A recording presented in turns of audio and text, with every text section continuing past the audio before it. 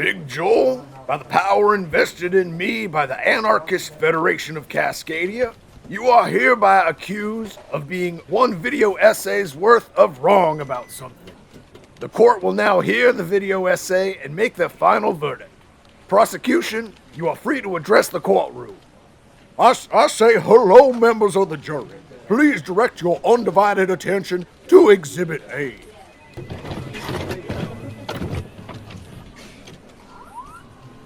Hey, I know you. You're that jaywalking punk anarchist. Hello, this is the Radical Reviewer taking a look at Big Joel's stance on firearms, on lethal self-defense, on shooting a burglar. Let's get into it. Wait just a second. There we go. That seems a little more legit. Alright, so Big Joel had a debate with Destiny in which he was very wrong regarding the moral justification of shooting a burglar. The correct position is this. It is absolutely okay to shoot and kill someone for stealing a piece of gum. I mean, like, in Roadblocks, or whatever. This is a question of private property and personal property, of material conditions, of the right to armed self-defense, and all that. Before we get into the nitty-gritty of the debate, let's get some groundwork concepts down first, starting with, number 1, social problems require social solutions. As anyone who took any social science classes in college can tell you, although it seems like we have free will, the truth is that we act predictably given predictable circumstances. We are products of our environment. Our options and decisions in life are framed by the society around us. We live in a society.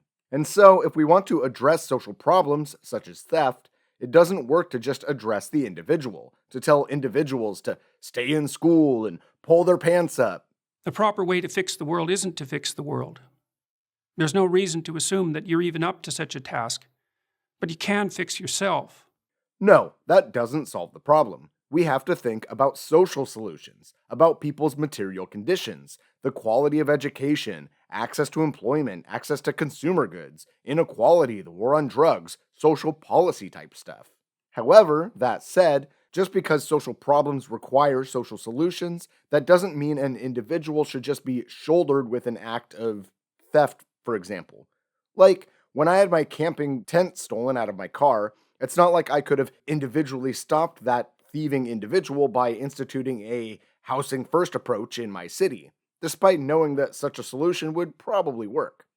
No, unfortunately, knowing that social problems require social solutions doesn't change the fact that I am limited to responding to actions as an individual, if that makes sense. Number 2, private property versus personal property. Personal property is property owned primarily for use, and private property is property owned primarily for commodity production or exchange. For example, Elon Musk might very well own his own Tesla, or probably several Teslas, for driving around or hell, even just having them parked in front of his mansion to look cool. Either way, those Teslas would be personal property because they are primarily for personal use. However, through owning Tesla stock or owning the company outright or whatever, Elon Musk owns in part or whole the means of production used to make Teslas and the Teslas themselves that are produced for exchange. Those are private property. For a more detailed explanation of this distinction, I recommend Marxist Paul's video on the subject. Anyway, as an anarchist, as a communist, I of course think that destroying personal property is unjustified, but destroying private property is totally justified. I'm of course using the term destroyed very broadly here to include broken or stolen. For example, workers sabotaging their workplace, striking at their workplace, or taking over their workplace. In the plainest sense, I feel this way because destroying something that someone personally uses seems quite obviously wrong, while destroying something that someone doesn't use but actually just owns for exchange doesn't seem nearly as wrong. But to get more into it, what does it mean for something to exist as private property in a capitalist economy? After all goods are produced socially. The workers using the means of production to create the commodity, the workers who made the raw materials and the tools that make up the means of production which allowed those workers to make the commodity, the workers who made up the tools and raw materials that allowed those tools and raw materials to be made, and so on and so on. And so on, and so on, and so on, and so on, and so on. The grocery store workers, hospital workers, teachers, everyone coming together to make it all work. In short, everything is made by everyone. So to act as though private property exists is to steal socially produced goods and pretend as though it was privately owned. And so, private property is bad and dumb and can and should be destroyed. And personal property is fine and good and should be protected. Anyways, lastly, 3. Guns are the great equalizer. Now, in my video on the Kyle Rittenhouse trial, I thought that I'd explained it clearly, stating,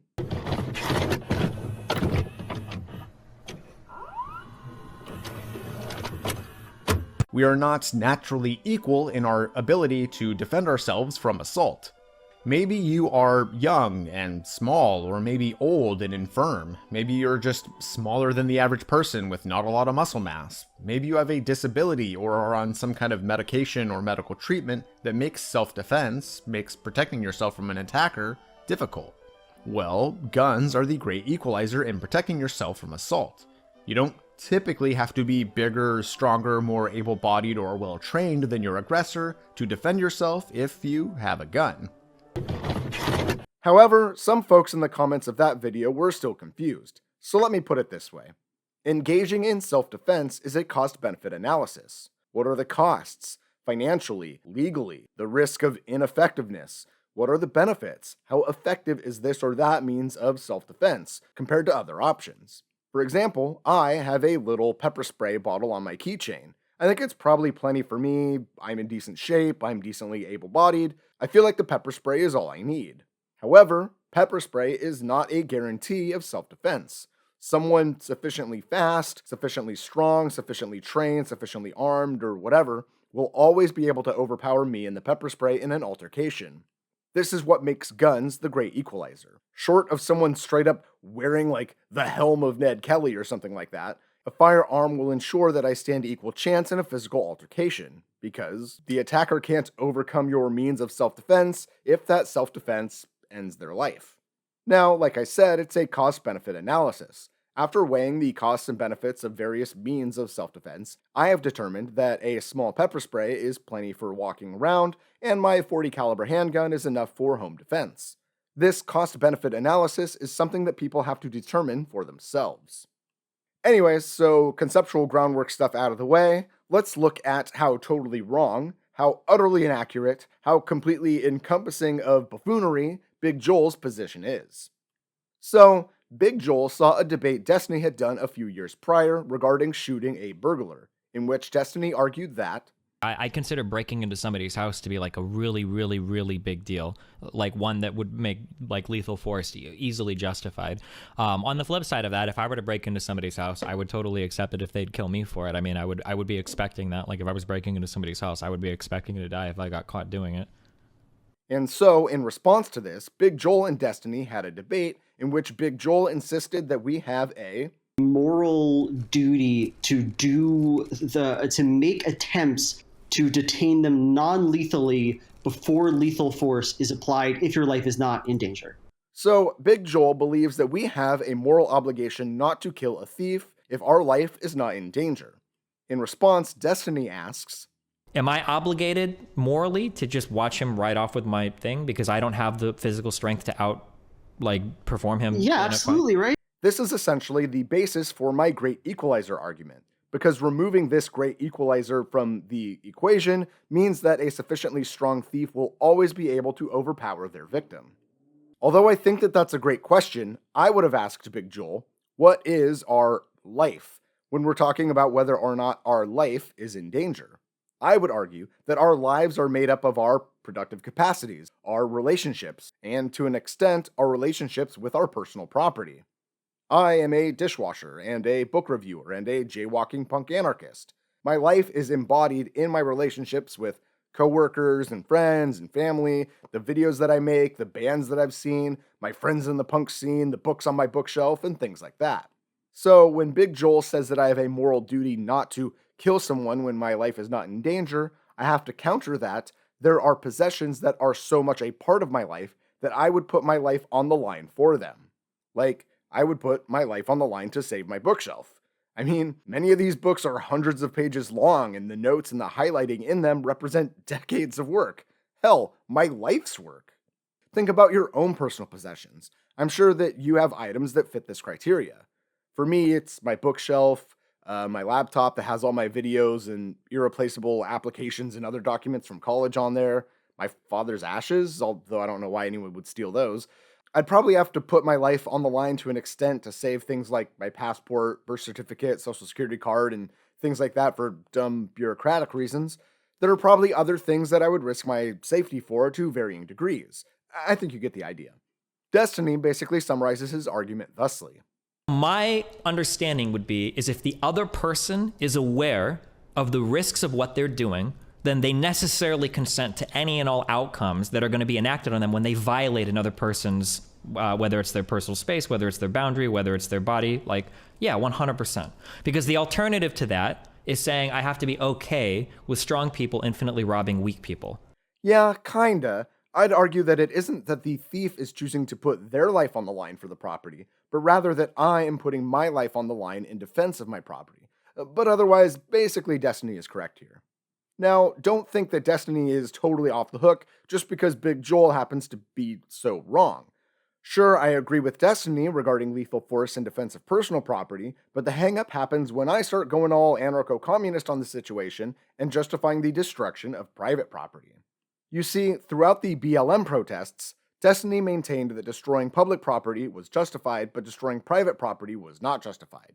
He'd say, Just because like something is good, like I think that rioting against police and government buildings is good, doesn't mean you have to defend every single part of it. I don't think looting stores, I don't think a guy trying to jack a fucking Xbox is some noble pursuit, the abolishment of capitalism. It's stupid as fuck. It's just opportunists looking to take advantage of a chaotic situation.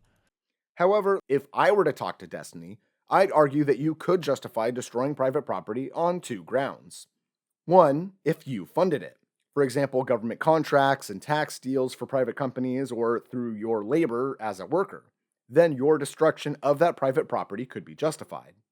And two, if it is retaliatory. If they struck first, for example, a company poisoning your air or water supply, then destruction of that private property could be justified. In fact, I did talk to Destiny, and he more or less agreed with me when we spoke.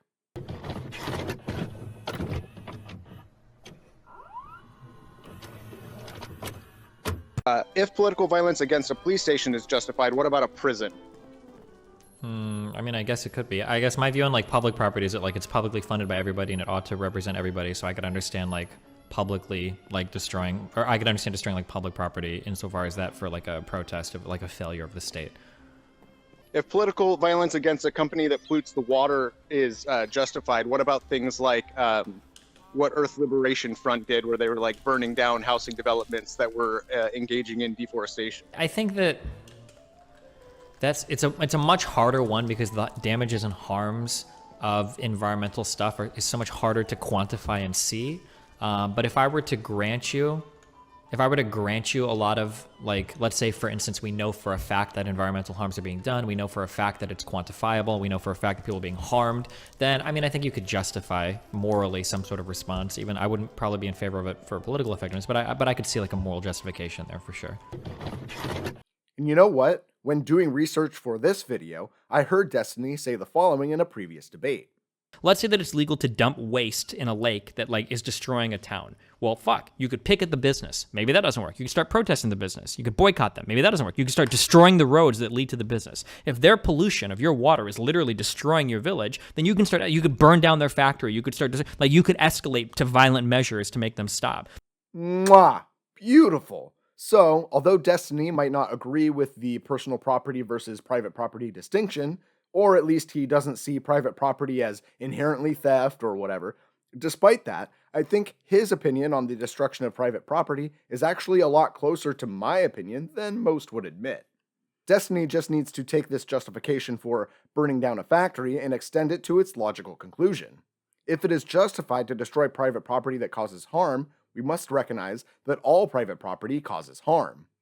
We need to demand that workers control the means of production to eliminate private expropriation of socially produced goods. The global network of capital essentially functions to separate the worker from the means of production. Private property's inherently theft. Yeah, that kind of stuff. Anyways, back to Big Joel. Next, he asks Destiny about the difference between stealing from a rich person and stealing from a poor person.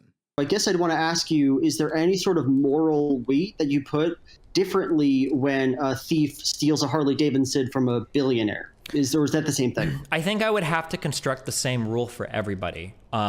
On a personal level, I feel a lot different. If I would have found the guy that had tried to that had stolen my saxophone when I was going to college, I would have fought for that for my life and probably died because I was a small person. But there's no way I could ever imagine watching somebody walk away with my fucking instrument that I know that I can't afford to replace. I would die defending it, 1,000,000%. But these days, if I came home and there was a burglar in my apartment, I would just walk the fuck out. I'd go to Chipotle and I'd wait 2 hours for them to fucking leave because I can replace all my shit now. Destiny says that when he was poor, he'd put his life on the line for his stuff, where he probably wouldn't now. This isn't about personal property versus private property, it's about material conditions. When my $20 tent was stolen, it didn't exactly break the bank, but a millionaire might be more easily able to eat those costs. And conversely, when a homeless encampment is destroyed by the police, a homeless person losing their $20 tent might be very devastating. I guess what I mean to say is that the degree to which someone is willing to put their life on the line for a piece of personal property is probably some combination of sentimental value and to what extent that item makes up a portion of their personal assets. My phone is probably worth more to me than a millionaire's phone due to how hard it would be for me to replace it, unless, let's say that millionaire's phone has some voicemails from their late father on it. Then sentimental value comes in. And of course, personal property is more likely to have sentimental value worth protecting than private property does. You know, like the CEO of Apple might have an iPhone with voicemails from their late father on it that they would put their life on the line for, but if they were asked to put their life on the line for a few pallets of new iPhones, they'd probably decline.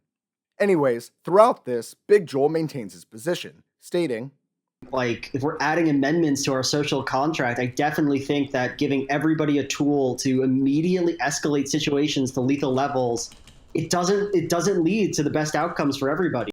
And Destiny replies, I just don't like the idea of living in a society where weak people can have their shit taken from them by stronger people.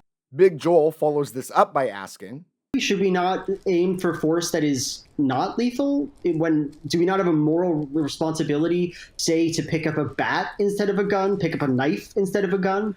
Which is the most able-bodied white male suggestion I've ever heard. Please, Big Joel, please go tell a severely handicapped person, a small, frail 90-pound person, an elderly woman, go tell them that they should use a knife against a thief rather than a gun. It'll be fine. The fact is, there is no way that a knife puts people of all sizes, genders, physical abilities, ages, and so on the same footing as an attacker. Hence, guns are the great equalizer. But okay, so what does Destiny say to all this? He states, I don't know if I'd put the onus on a victim to escalate the levels of forces responsibly if they're not guaranteed to end the encounter. This is where the social problems require social solutions thing comes in. On the face of it, you might think, listening to what I've said so far, that I totally agree with that viral Florida cop clip that was going around recently. As to the person, we don't know which homeowner shot at him. I guess they think that they did something wrong, which they did not. If somebody's breaking in your house, you're more than welcome to shoot them in Santa Rosa County. We prefer that you do, actually. So whoever that was, you're not in trouble. Come see us. We have a gun safety class we put on every other Saturday. And if you take that, you'll shoot a lot better, and hopefully you'll save the taxpayers money. Hell yeah, brother. This is America. I can't wait for someone to bust into my dwelling so I can pull out my shower gun and blow them away. Pew, pew, pew. Yeehaw! Well, not really. As I said in the beginning of this video, yes, an individual should not be shouldered with every act of individual theft. However, we need social solutions to truly solve social problems. So rather than telling folks that they should save the taxpayers' money and blow away a thief, instead we should say, we need social solutions to address theft in society. And until those solutions are implemented, we shouldn't be surprised when folks use lethal force to stop a thief. Anyways, I guess that wraps it all up. What have we learned?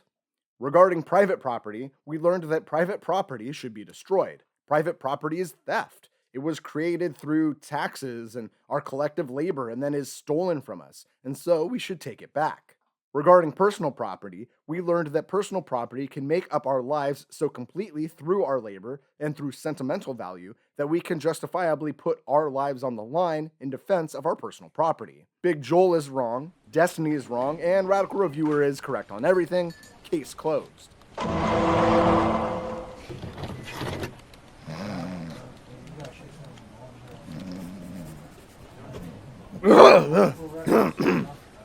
Big Joel, by the power invested in me by the Anarchist Federation of Cascadia, I hereby declare you guilty of being one video essay's length wrong about something. I believe sentencing has been served. Viewer, you are dismissed. Anyways, as always, I'd like to thank my wonderful patrons. Your tremendous support has allowed me to get dog insurance, which is wonderful. You've allowed me to support other creators I couldn't otherwise support. Gotta love that. You've provided me with a little extra funds for books and dog toys and all those things that I like so much that I would put my life on the line to defend them, lethally if needed. It's really awesome, and I appreciate you folks a lot. And if you like what I do here and you want to support the show, you can go to patreon.com/radicalreviewer. And if you're interested in radical theory, looking for a book recommendation or whatever, you can get your radical reviews here with the Radical Reviewer. Thanks for watching.